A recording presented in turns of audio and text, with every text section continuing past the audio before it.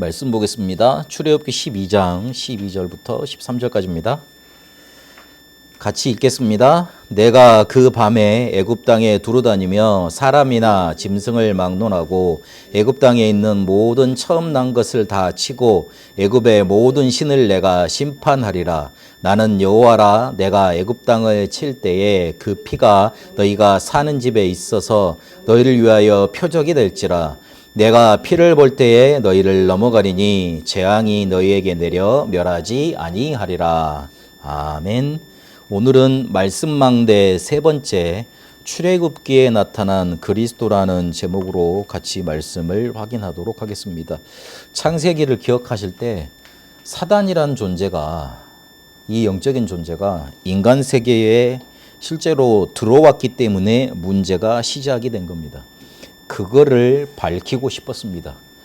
그래서 성경은 창세기 3장 15절 여자의 후손을 말씀하시면서 그냥 우리의 구원자가 될 것이다, 그 정도만 예언하셔도 되잖아요. 근데 굳이 뱀의 머리를 상하게 할 것이다. 한국말로는 상한다, 상처 준단 말 정도로 그 정도 어감이 돼 있는데 원어나 영어의 표현을 보면 그렇지 않습니다. 완전히 으깨버린다는 그런 표현으로 그런 단어를 썼습니다. 그만큼 우리 인간과 이 사단이라는 영적인 존재, 이게 대립되고 계속 우리를 공격하고 실패시키는 그런 존재로 나와 있습니다.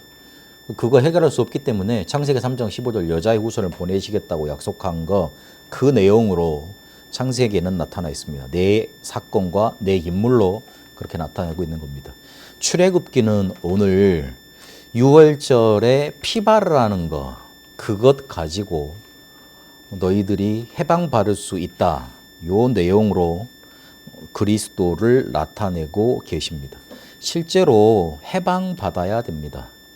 이스라엘이 노예되어 있었고 바로에게 잡혀 있었고 그리고 애굽에 살고 있었습니다. 노예된 거는 지옥 배경 속에 살아갈 수밖에 없는, 불신앙에 빠져서 살아갈 수밖에 없는 우리의 영적인 상태를 말합니다. 바로는 곧 사단을 말합니다. 끝까지 내어주지 않았습니다. 끝까지 따라옵니다. 그리고 애굽은 재앙받을 수밖에 없는 이 세상을 뜻합니다. 여기에서 우리가 먼저 질문하고 들어가 봐야 됩니다. 왜 이스라엘이 노예되었고 400년이나 그렇게 당해야만 했습니까? 노예된 이유부터 알아야 됩니다. 전통적으로 창세기 15장에 하나님이 아브라함과 언약을 맺으시는데, 아브라함이 하나님의 축복을 받고 난 다음에 하나님이 아브라함과 언약을 맺겠다고 제물을 준비하라고 그럽니다. 그래서 그 제물을 아브라함이 준비를 하는데 뭘 안 했냐 그러면 새는 쪼개지 않았다, 그렇게 말하고 있습니다. 아브라함이 새를 쪼개지 않았어요. 그러면 다 쪼개야 되는 거잖아요. 그래서 피를 흘려야 되는 거잖아요. 그게 구약의 제사 방법인데, 아브라함이 그렇게 언약을 놓쳐서 후대가 종살이를 하게 됐다. 그래서 예배 잘 들어야 된다, 언약을 잘 붙잡아야 된다, 그렇게 많이 해석을 하고 그렇게 들어왔습니다. 그런데 그렇게 해석을 해버리면 내가 실수를 하면 하나님은 벌하시는 하나님으로 해석이 될 거 아닙니까? 안 그렇습니까? 언약을 놓쳤긴 놓쳤을 거예요, 아브라함이. 그런데 우리에게 찾아오는 문제가 그럼 하나님이 벌하는 겁니까? 그렇게 해석이 돼버리게 됩니다. 그래서 레위기 1장 17절을 찾아보면 새는 둘로 쪼개지 말라 그랬습니다. 그럼 아브라함이 그 당시 때 새 그 둘로 쪼개면 뭐 남겠어요? 여러분 그 예전 저희들은 그 참새 이렇게 고무줄로 해가지고 막 잡고 막 이래봐서 잘 아는데, 그거 잡아가지고 불로 태워보면 먹을 거 하나도 없거든요. 다 모르신다는 분위기인데 저희는 그랬어요. 그러고 살았으니 놀았으니까. 잡아서 그러면은 친구들이 잡아가지고 이렇게 보면 이렇게 해봐가지고 불로 태워보면은 이만했던 게 요만해져. 그러니까 뭘 쪼갤 게 없잖아요. 그래서 새는 쪼개지 않는 게 원래 제사법에 맞는 겁니다. 그러면 어떻게 해석을 해야 됩니까? 창세기 15장 5절에 보니까 하나님이 아브라함한테 약속을 하시고 밖으로 끌어오시면서 자, 하늘을 봐라. 저 별이 많지. 저 별처럼 너희 자손이 될 거야. 그랬습니다. 그런데 가만 생각해 보면 자기는 지금 한 부족밖에 안 되잖아요. 아무리 크게 따져봤자. 가병 318명 있다고 그래도 한 1000명 정도밖에 안 되잖아요. 근데 하늘의 별이 수없이 많지 않습니까? 지금 서울의 하늘 생각하면 안 돼요. 저 시골 가서 이렇게 은하할 수 있는 거 그걸 생각해야 돼요. 어마어마하게 많은데 그렇게 많은 게 한꺼라니까 하나님 안 믿어지죠. 그래서 하나님은 이렇게 만들 것이라 약속을 하시고 그거를 성취를 해야 되니까 가나안에서는 그거를 쉽게 말하면 민족을 이렇게 불릴 수가 없잖아요. 그래서 어마어마한 자원과 잘 살 수 있고 그들이 편안하게 살 수 있는 애굽 땅으로 내려보냅니다. 실제로 야곱이 이스라엘에서 나와서 애굽으로 이주하게 되는데 그때 먹을 게 없어서 내려간 거지 않습니까? 기근이 와가지고. 그래서 애굽으로 내려가는 것은 하나님의 계획이었습니다. 그리고 한 나라와 민족을 만드는 기회였습니다. 그런데 왜 하나님의 계획이었는데 이게 왜 하나님의 계획을 이루는 방법이 종살이고 노예였습니까? 괴롭힘을 당하는 것이 돼버렸습니까? 창세기 15장 12절을 좀 자세히 봐야 됩니다. 하나님이 언약을 하신다 그래놓고 좀 늦게 찾아오셨어요. 그러니까 아브라함이 뭐에 빠졌냐면 깊은 잠에 빠졌다 그렇게 표현하고 있습니다. 깊은 잠에 빠졌습니다. 그게 무섭죠. 아브라함도 깊은 잠에 빠졌어요. 그러니까 뭐가 찾아옵니까? 흑암이 임했고 두려움이 임했다 그랬습니다. 여러분 우리 깨어 있어야 됩니다. 깨어 있어야 돼요. 잘못하면 흑암과 두려움이 우리에게 임해버립니다.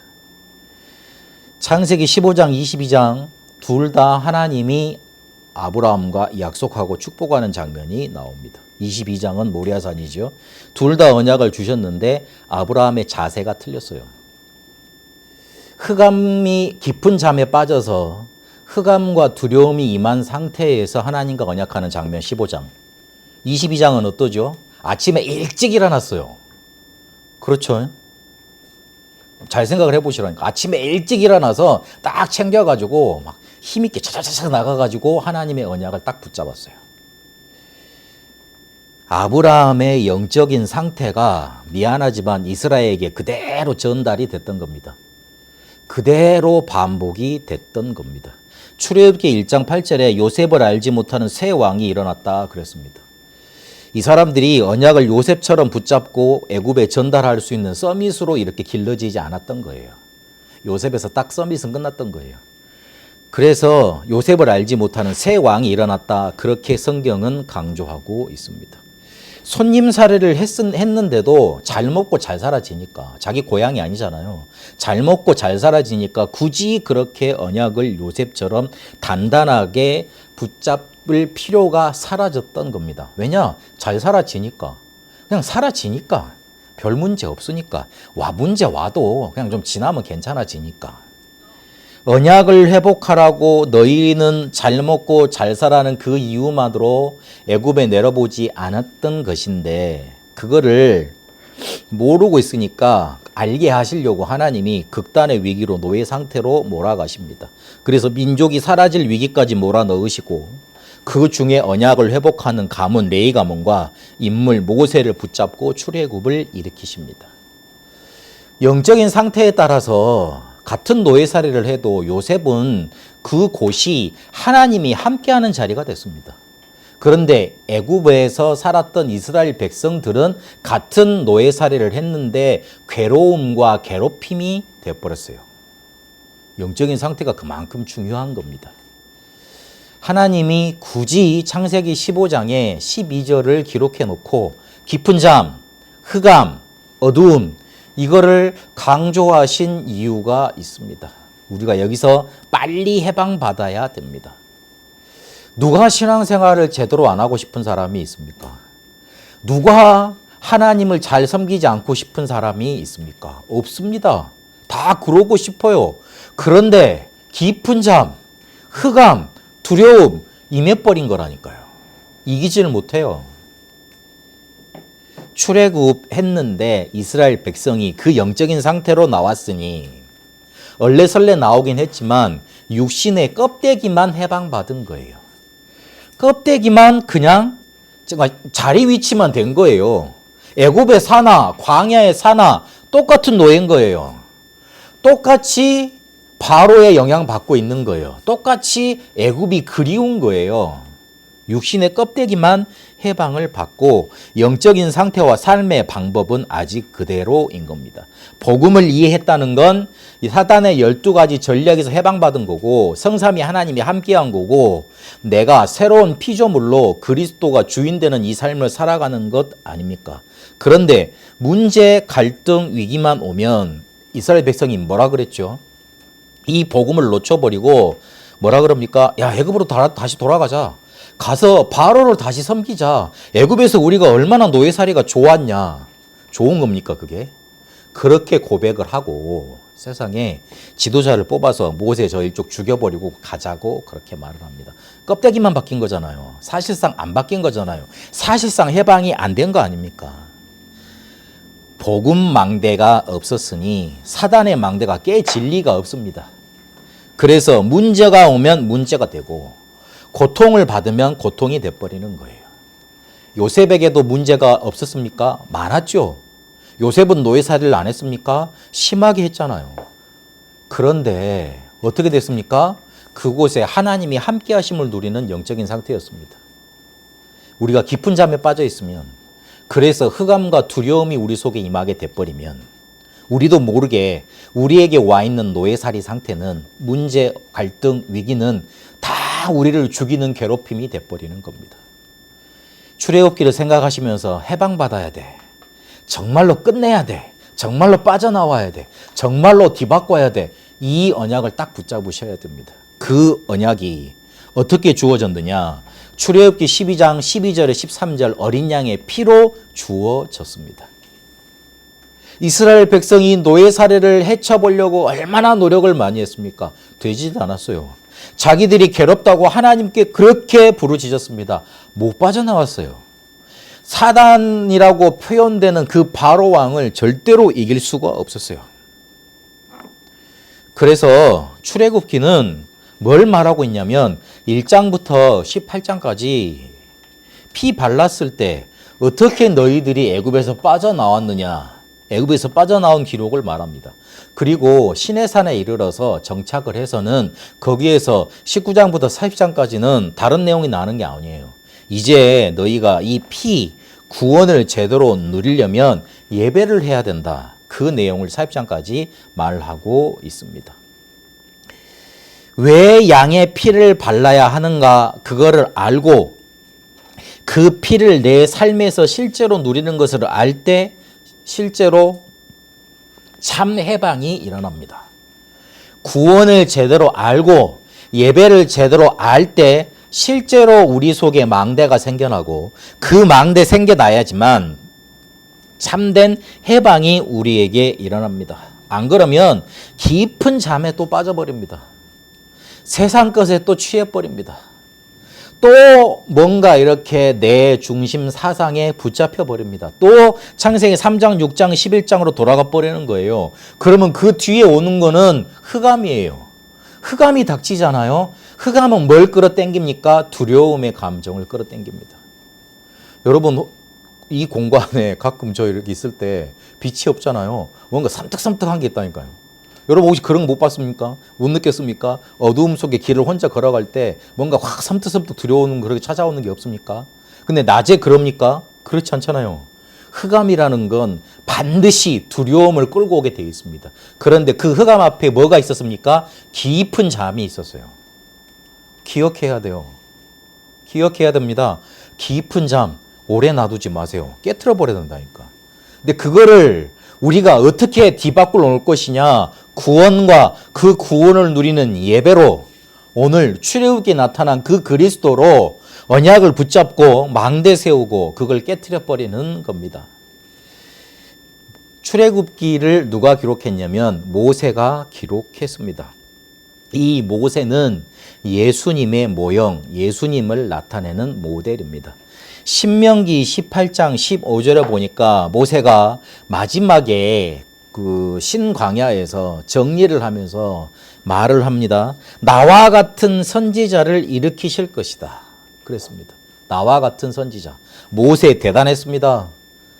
그래서 이스라엘 백성들은 모세와 같은 선지자가 분명히 우리에게 오셔서 하나님 만날 수 있도록 해주실 거야. 그렇게 열망하고 기다리고 있었습니다. 예수님이 모형이고 예수님을 예표했던 거예요.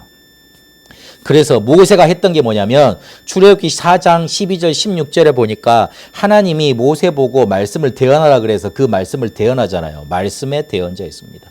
말씀을 받아서 이스라엘 백성과 바로에게 전달을 했습니다. 모세가 했던 말은 자기 말이 아니고 하나님이 주신 말씀을 받아 전달했던 겁니다. 예수님도 뭘 하셨냐면 하나님의 말씀을 제자들과 모든 사람에게 증거하셨습니다. 요한복음 12장 50절 그리고 요한복음 14장 24절에 보면 성령께서 내가 가르치신 말 성령께서는 자기 말을 안 한다 그랬잖아요. 하나님과 아버지께로 온 말을 한다 그랬고 요한복음 12장에도 보면 나는 아버지께로 온 말을 내가 한다. 아버지께서 받아서 말을 한다. 그렇게 말합니다. 나는 그의 명령이 영생인 줄 아노라. 그러므로 내가 이르는 것은 내 아버지께서 내게 말씀하신 그대로니라. 요한복음 12장 50절 말씀입니다. 나를 사랑하지 아니하는 자는 내 말을 지키지 아니하나니 너희가 듣는 말이 내 말이 아니요 나를 보내신 아버지의 말씀이니라. 요한복음 14장 24절 말씀하고 있습니다. 그리고 이스라엘은 어떤 역할을 했냐면 이스라엘의 구원자의 역할을 했습니다. 너희들이 지금 노예살이 하고 있지 않느냐? 그 속에서 해방시켜 주는 일을 너는 해라. 그렇게 말을 했습니다. 모세는 이스라엘의 구원자였습니다. 예수님도 마찬가지로 우리의 구원자가 되십니다. 노예인 이스라엘을 해방시켰고 예수님도 창세기 3장 죄와 저주에서 우리를 해방하셨습니다. 그리고 뭘 했냐면 율법을 전달했습니다. 그리고 예수님은 이 율법을 완성하신 분이 됐습니다. 하나님의 율법을 이스라엘 백성에게 전달을 했는데 율법은 어떻게 준 거냐면 그리스도를 바라보라고 주신 거예요. 갈라디아 3장 24절에 보니까 율법은 초등교사라 그랬습니다.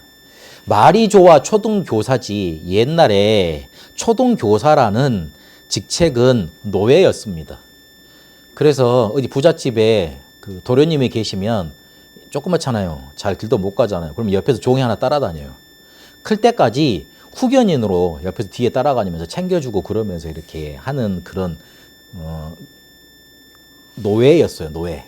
말은 뭐 쉽게 다른 거 안 하고 이렇게 도련님을 모시는 직책이지만 신분은 노예였어요. 율법이 그렇다고 표현을 합니다. 그래서 율법으로는 구원받을 수가 없는 겁니다. 오직 그리스도 외에는 구원받을 수 있는 길이 우리에게 찾아올 수 없는 거예요. 그리고 모세는 어디에서 태어나느냐? 언약 가진 가정에서 이 사람이 태어납니다. 그 말을 더 한번 파고 들어보가 보겠습니다. 언약의 피가 무엇인지 아는 가정에서 태어났습니다. 그래서 부모의 이름을 나중에는 나타내는데 2장 1절에서는 나타내질 않았어요. 레이 남자가 레이 여자에게로 들어가서 아들을 낳았는데 그게 모세라고 그렇게 표현을 하고 있습니다. 원래 레이 지파는 출애굽 이후에 예배를 담당하는 지파가 됐습니다. 그런데 잘 보세요. 레이하고 그다음에 그 형제 시몬입니까? 그 둘이 뭘 했습니까? 다말이 그 가나안에 가가지고 이렇게 혼자 놀러 갔잖아요. 그래가지고 그때 세겜 족속의 아들한테 북장의 아들한테 성폭행을 당하지 않습니까? 그래서 그걸 빌미로 자기들 부족하고 이렇게 합치자고 이렇게 그렇게 제안을 해오지요. 그런데 레이가 다말의 오빠였잖아요. 너무 열이 받은 거야. 그래가지고 거짓 그 할례를 해라. 그래야지만 너희들하고 부귀 결혼할 수 있다. 그걸 해가지고 이 사람들이 고통 속에 있을 때 할례를 하면 이렇게 생쌀 그 수술하는 거 아니에요. 그 고통이 막 극도로 다 있을 때 칼 가지고 들어가지고 둘이서 이렇게 그 부족을 완전히 말살을 시켜버렸어요. 그래가지고 전 그 주변 부족에서 이스라엘 야곱 가정을 죽이려고 들때같이 일어났다니까요. 그리고 그 기억이 야곱한테 있을 거 아닙니까? 그래서 야곱이 죽을 때 르우벤이 자기 그 뭡니까 계모하고 이렇게 간통을 했죠. 그래가지고 르우벤 저주하잖아요. 다 기억하시죠? 창세기 읽어보셨죠? 저번 주에 저주하잖아요. 그리고 어떻게 됩니까? 레이 저주합니다.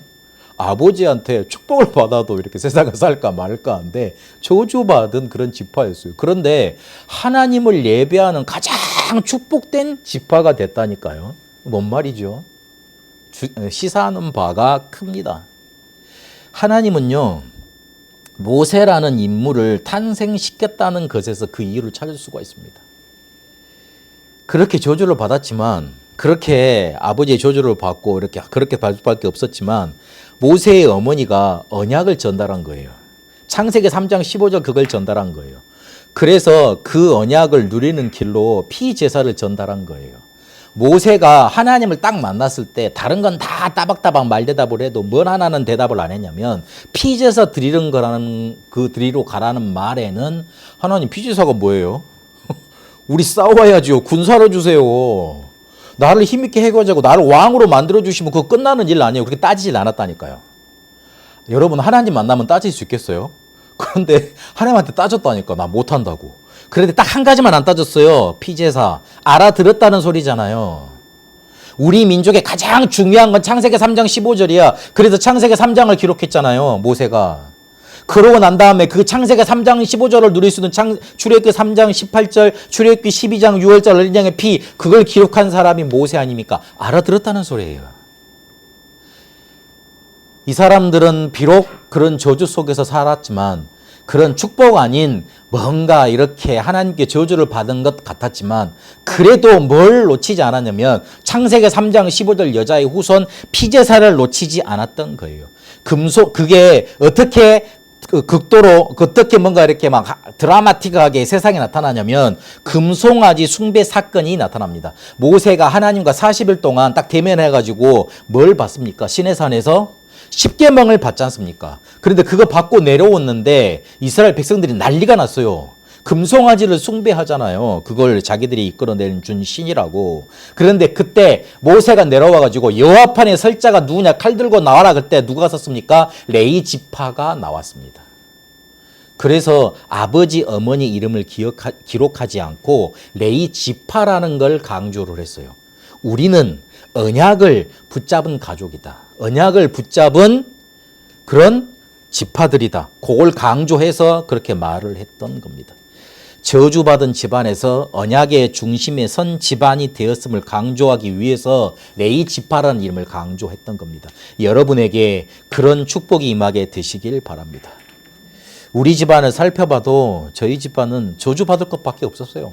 멸망받을 것밖에 없었다니까요. 그런데 하나님이 복음이라는 걸 나한테 주셔가지고 우리 집안에 이걸 주셔가지고 다 뒤바꿔 놓으셨다니까. 우리 과거를 한번 잘 생각해 보세요. 멸망받고 저주받아도 딱 맞는, 딱 알맞은 그런 상태였잖아요. 근데 하나님은 우리한테 복음이라는 걸 주셨다니까. 그래서 그것 붙잡아야 돼요. 그리고 유월절 어린 양, 이게 출애굽기 15장 3절에서 5절 어린 양을 잡아서 각 가정에 잡아서 문설주에 우슬초로 그 피에 담가서 이렇게 문설주에 발라라. 그러면 내가 뛰어넘어갈 것이다. 6월 패스오버 아닙니까? 그렇게 말했는데 이 6월절 어린 양은 그리스도를 예표하는 겁니다. 고린도전서 5장 7절에 보니까요. 어린 양의 피를 이스라엘 백성 집의 문설주와 그 좌우에 발라서 재앙과 심판이 그 피를 보고 넘어가게 했습니다. 구원의 유일성입니다. 어떤 사람이든지 그 집, 피 바른 집 안에 있으면 살아났어요. 이스라엘 백성만 살아난 게 아닙니다. 여러분 혹시 스티븐 스필버그가 만든 이집트 왕자 2입니까? 원이 모세 이야기입니까? 잘 기억이 안 나는데요. 그때 보면 6월절을 아주 뭔가 이렇게 드라마틱하게 만들어 놨더라고요. 그때 보면 애굽 사람들도 이스라엘 백성 집으로 찾아와요. 아는 사람들.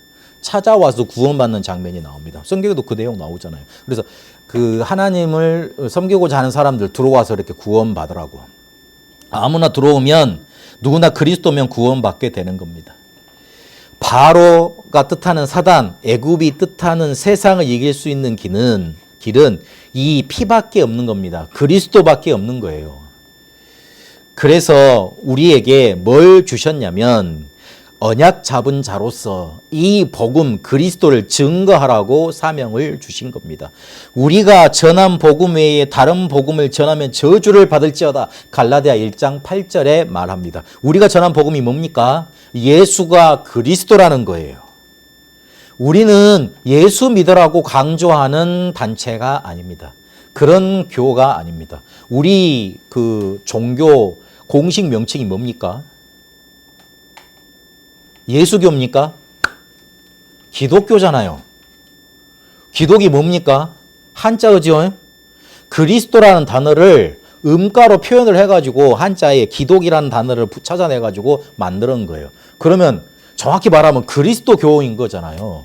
그럼 우리는 날마다 그리스도를 증거해야 되는 그런 사람들인 거예요. 그리스도를 증거하는 종교인 거예요. 그런데 대부분 예수 믿으면 돼. 이 정도에서 끝나요. 그러니까 애매하죠. 예수가 누구길래 내가 믿어? 예수가 뭐길래 믿어? 그 베트남에도 지금 가보면 예수라는 이름을 제대로 모르는 사람도 많아요. 크리스마스는 좋아하대요. 희한하대. 내가 보면 공산주의 나라인데 희한해. 자기들 다 불교 믿어. 불교 믿는데 너무 종교 이렇게 창시자 이렇게 탄생일을 축하하는 거예요. 다 좋다고요. 그런 식으로. 그래서 세상이 다 반기는 존재 있어요. 그리스도예요. 우리가 전하는 분은 그리스도예요. 그 그리스도가 누구라고 말하는 겁니까? 예수라고 말하는 거예요. 그래서 이단들은 뭐라 그럽니까? 이 예수가 그리스도가 아니라고 그렇게 강조를 합니다. 그게 이단이에요. 여러분 어디 가서도 예수를 그리스도라고 강조하면 그거는 이단이 될 수가 없어요. 왜냐하면 성경에서 말하는 거니까. 그게 성경에서 말하는 복음이니까. 그런데 이단들은요, 악착같이해서 예수가 그리스도인 것을 부인하고 희석시키고 약화시킵니다. 우리는 이거를 전달할 사명을 받았습니다. 이거를 계속 우리 자녀들과 주변에 전달해 줘야 됩니다. 예수는 그리스도라고. 그리스도는 모든 문제 해결자라고. 계속 강조해 줘야 됩니다. 그러면 어느 순간에 이게 자기 인생과 딱 맞아지는 시간표가 옵니다. 언약이 그 사람 속에 심어지게 돼 있고요. 그 언약이 자라서 일을 만들어냅니다. 우리가 바꿀 수 있는 게 아닙니다. 그래서 다른 복음 전하면 안 돼요. 다른 복음 전하면 재앙으로 그 열매를 맺게 돼 있습니다. 제가 여기서 여러분 잘 아십시오. 정신 차려야 됩니다. 율법 지켜야 됩니다. 착하게 살아야 됩니다. 그 말을 계속한다고 생각을 해보세요. 그러면 여러분 딱 문제 만났을 때 무슨 생각이 딱 먼저 들어온 줄 압니까? 아, 내가 잘못 살아서 이런 문제가 오는가 보구나. 이렇게 딱 찾아옵니다. 그게 하나님의 계획입니까? 그거 가지고 저주 재앙 이길 수 있습니까? 못 이깁니다. 그래서 그리스도를 우리에게 주셨고 요거를 전달하라고 우리에게 주신 거예요. 모세를 통해서 예수님을, 유월절 어린 양의 피를 통해서 그리스도를, 그리고 성막을 통해서 예배를 설명하시면서 그 예배가 삶의 중심이 돼야 됨을, 그 삶의 중심으로 요한복음 2장에 나타난 것처럼 그리스도가 주인 되어야 됨을 말씀하고 계십니다. 성막은 구약시대의 교회였습니다. 성막에 하나님이 임재하셨고 그 성막에서 하나님이 사람을 만나 주셨어요. 거기에서 우리의 죄 문제 해결하는 제사를 드렸죠. 성막은 하나님 만나는 길이 되고 우리의 문제 해결자 되시는 그리스도를 뜻하는 겁니다. 그래서 이 성막을 향해서 모든 집의 문이 향해 있었고, 그리고 성막 중심으로 진이 12지파 진이 치러졌고 그 중심으로 실제로 생활을 했던 겁니다. 우리의 삶의 중심이 바로 성막, 예수 그리스도라는 걸 뜻하는 겁니다. 성막에 들어가면 번제단과 물두멍이 먼저 있습니다. 희생제사와 정결을 뜻합니다. 물두멍에서 이렇게 옛날 그 코로나 때 우리 그 7기구에 대해, 성막인 7기구에 대해서 말씀을 받았잖아요. 손 씻는 거예요. 정결하게 하는 거예요. 씻어야 되잖아요. 희생제사를 드리고 몸을 씻어 정결하게 하는 곳이었습니다. 그리고 성막 안에 모든 기구를 찾아보면 예수 그리스도의 그림자였습니다. 기구가 있는 큰 뜰을 지나서 성막 휘장 안에 들어갈 수 있었거든요. 근데 성막 안에 있는 모든 것을 가지고 그리스도를 나타내셨습니다. 그래서 모든 성막의 기구가 예수 그리스도의 그림자였습니다. 또 제사장이 그 안에서 하는 일이 있었습니다. 그게 바로 예수님께서, 그리스도께서 하시는 일이었습니다. 성소가 있었습니다. 성막 안에 보면 성소가 있었거든요. 그 성소 안에 오른편에는 떡상이 있었고 왼쪽에는 금대 있었거든요.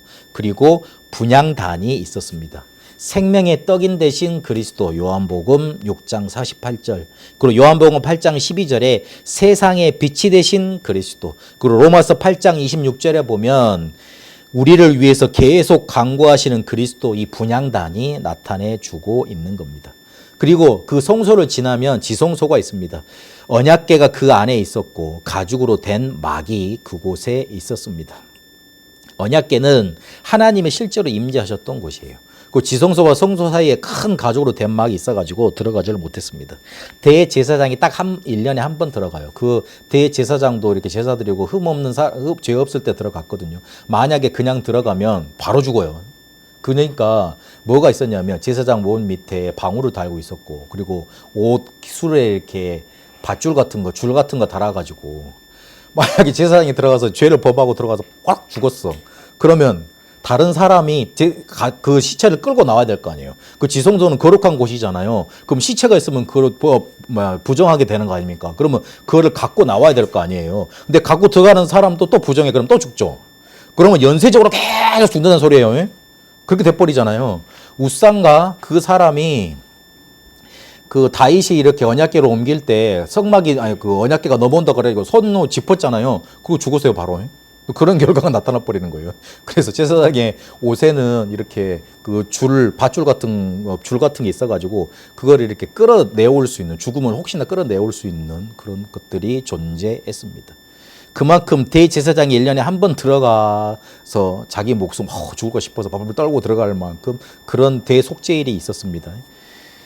그런데 그런 곳이었는데 예수님이 십자가에서 달려 돌아가시면서 무슨 다 이루었다 그 말씀하시잖아요. 그러니까 성전에 있었던 그 지성소와 성소를 가로막고 있었던 가죽이 위에서부터 아래로 쫙 잘라집니다. 그게 성전이면 되게 컸을 거 아니에요. 사람이 그걸 어떻게 찢어요? 그렇죠. 그거 되게 두꺼웠대요. 찢어지지 않는 그런 가죽이었대요. 그 사람이 찢을 수가 없잖아요. 무슨 말이죠? 이제 예수 그리스도께서 성소와 지성소로 갈 수 있는, 우리가 하나님을 직접 만날 수 있는 길을 열었다. 그거를 표현해 주고 계시는 거예요. 그리고 그 안에는 언약궤가 있었습니다. 언약궤에는 만나 담은 항아리, 아론의 쌍난 지팡이, 10계명에 기록된 돌판이 있었잖아요.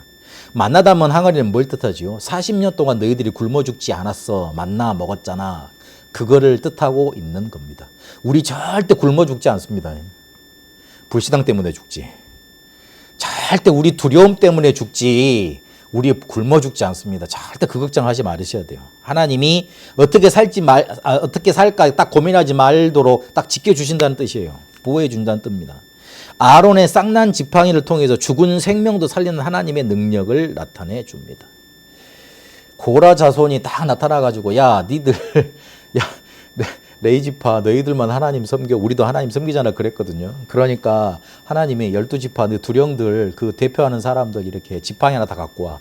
내가 누구를 선택했는지 보여줄게. 그래가지고 내 아침에 일어나면 하나님이 이렇게 어떤 지파를 선택했는지 보여줄 거야 그랬거든요. 그래서 레이는 아론이 이렇게 대표자니까 아론의 지팡이를 딱 건네줘요. 그래가지고 다 모아서 한 곳에 놓잖아요. 근데 그 뒷날 아론의 지팡이에서 거기에서 싹이 나와가지고 꽃도 생기고 열매도 맺어버렸네. 죽어있는 막대기인데 하나님이 내 레이지파 아론 지파 택했어. 그렇게 말해주는 거잖아요. 우리는 저주받아야 되는데 그렇게 생명의 능력으로 생명 주셔서 우리를 축복의 사람들로 만들어 주셨습니다. 그거 붙잡아야 됩니다. 10계명의 돌판 딱 그거 붙잡도록 하셨거든요. 말씀 중심으로 가라는 겁니다. 기분, 감정, 환경 따라 가지 마세요. 그거 하는 거 아니에요. 말씀 따라가는 거예요. 그래서 말씀의 능력을, 그러니까 그렇게 안 따라가면 어떻게 해야 되죠? 내가 힘이 없으니까 그렇게 못 하잖아요. 사람들이 거의 대부분 기분, 환경, 상황 따라가지. 기분 따라간다니까요. 친구 따라 강남 간다고. 그래서 하나님의 말씀의 능력을 의지해야 됩니다. 맞지 않아도 붙들어야 돼요. 붙잡으면 하나님의 말씀의 능력이 나를 서밋의 자리로 갖다 놓습니다. 출애굽기는 구원과 예배를 통해, 특히 어린 양의 피를 통해 그리스도를 나타내고 계십니다.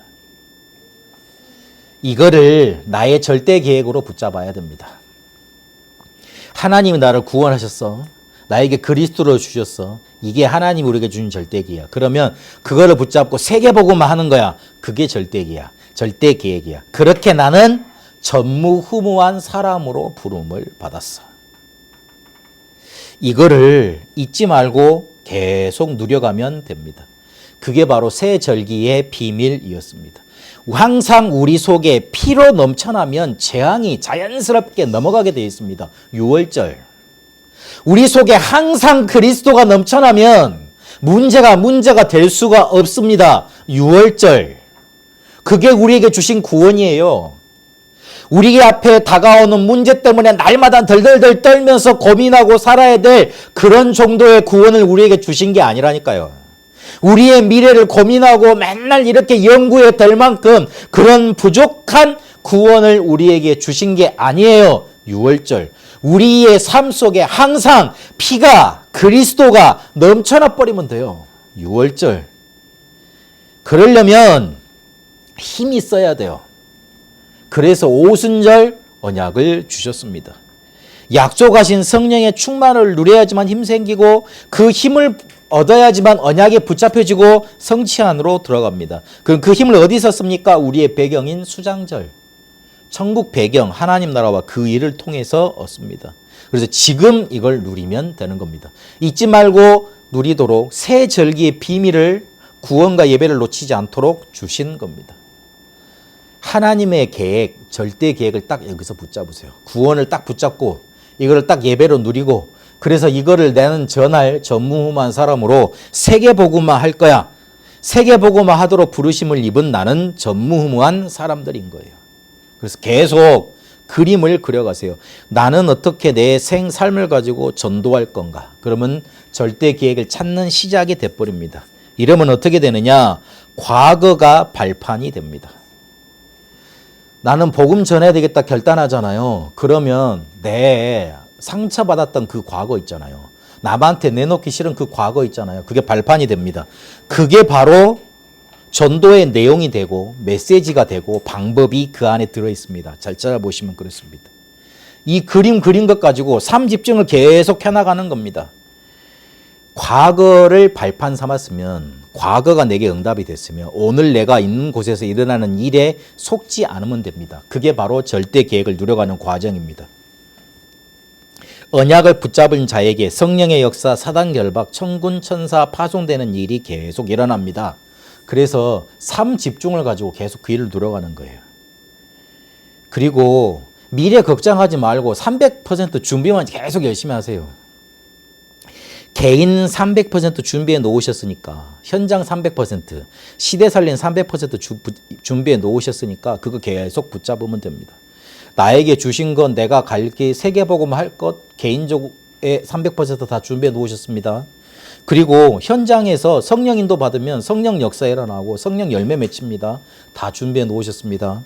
그리고 내 업을 가지고 내 교회 살리고 전도 선교하고 렘넌트 남길 수 있는 그런 경제까지도 삶 경제까지도 다 준비해 놓으셨습니다. 왜냐하면 나는 전무후무한 사람이기 때문에 그래요.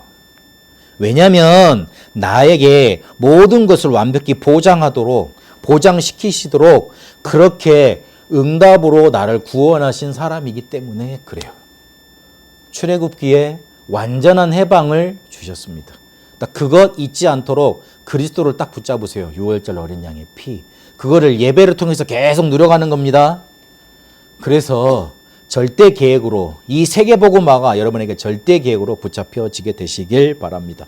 한 주간 나는 전무후무한 사람이야. 완전히 해방받았어. 6월절 어린 양의 피로 다 끝났어. 그래서 나는 깊은 잠에서 빠져나와서 흑암을 깨트리고 두려움을 파괴시키는 세계복음화 할 거야. 이 복음을 전할 거야. 결단하고 응답받는 축복, 누리는 응답 한 주간 넘쳐나게 되시길 바랍니다. 살아계신 하나님, 출애굽기를 통해 6월절 어린 양의 피를 그리스도를 붙잡습니다. 모세를 통해서 6월절 어린 양을 통해서 성막을 통해서 우리에게 나타나신 예수 그리스도를 언약으로 붙잡고 하나님의 절대 계획을 찾습니다. 우리에게 구원 주셔서 세계복음화할 수 있는 전무후무한 축복 주신 줄 믿습니다. 깊은 잠에서 빠져나와서 흑암을 깨트리고 두려움을 없애고 하나님이 주신 절대 응답 받아가게 하옵소서. 살아계신 우리 주 예수 그리스도 이름으로 기도합니다. 아멘.